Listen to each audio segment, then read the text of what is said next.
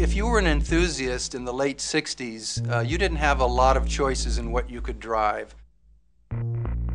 On the one hand, there were sports cars, little two-seaters, many of them British, things like Triumph and MG, and there were the Italian Alfa Romeos, for example. On the other end, there were muscle cars, cars with big V8 engines that came out of Detroit. A lot of power, but very much straight-line performance.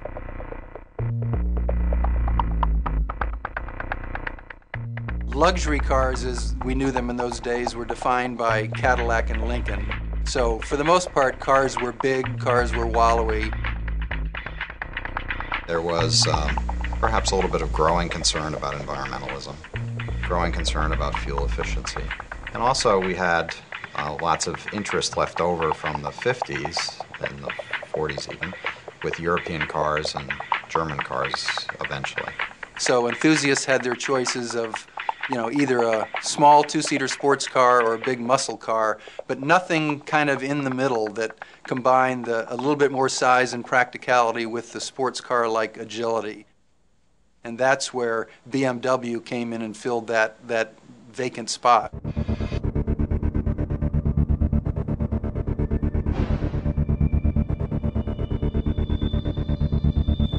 I was finishing school at the time, and I was getting ready to buy my first new car. And only months from that, this David E. Davis article in Car and Driver in 1968 came out. Turn your hymnals to 2002. And he raved about this car. Now, interestingly enough, it wasn't just that a 2002 was new and somewhat unknown. The name BMW was almost totally unknown in the U.S. market at the time. So it wasn't just that people said, what's a 2002? They said, what's a BMW? It was absolutely revolutionary, and it turned BMW around completely and laid down the track that BMW has been running on ever since.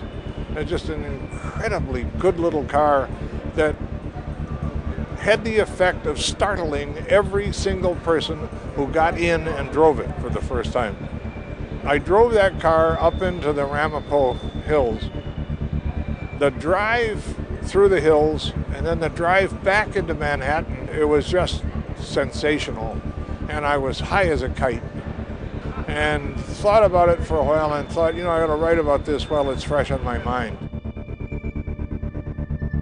I think the 2002 came into that environment and really showed that a small car really could have even better performance, could be more agile, more nimble, and really kind of change people's perceptions about what a performance car is.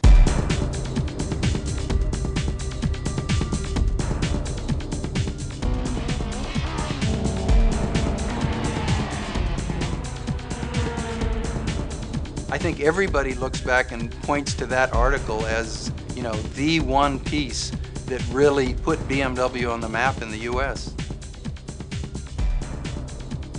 When BMW of North America started business in 1975, the 2002 accounted for about 90% of our sales. The sports sedan has captured the heart of the American public, and that's helped to create a whole category of its own in the United States. When the 2002 was introduced, I think that introduced the whole country to the new sports sedan, a car that's fun to drive. By definition, a sports sedan is compact, light, agile, yet practical. And the 3 Series does that better than any other sedan on the market. It helped define the concept, and even in its 5th generation, it's still the benchmark.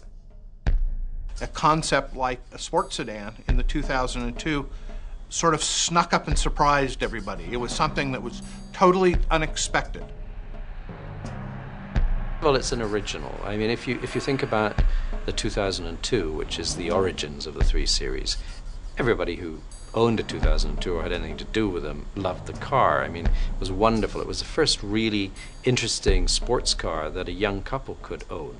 In other words, you could have babies and a sports car at the same time. It was a 4-seater car embodying pleasures of a sports car.